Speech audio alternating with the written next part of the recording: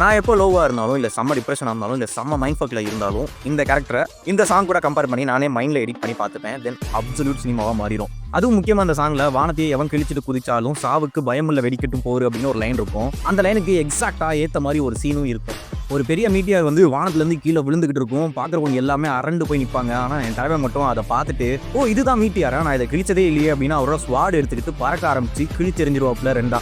For the first டைமாக நம்ம main character வந்து சோல் சொசைட்டிக்குள்ள போனதுக்கப்புறம் அங்கே நம்ம மொட்டை பையன் கூட சண்டை போட்டுட்டு இருப்பான். அப்போ நம்ம மொட்டை பையன் இச்சிகோ கிட்ட உங்களில் யார் ஸ்ட்ராங் அப்படின்னு கேட்கும்போது நானா அப்படின்னு இச்சிகோ சொல்லுவான்.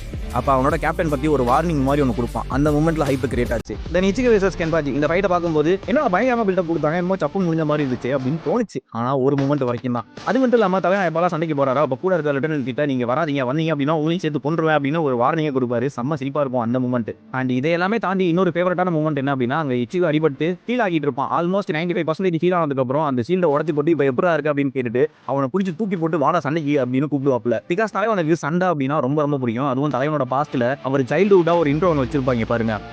அப்படி ஒரு இன்ட்ரோ அது. நான் நீங்க சொல்லுங்க, உங்களுக்கு ஏன் கென்பாச்சி சரக்கியை பிடிக்கும்?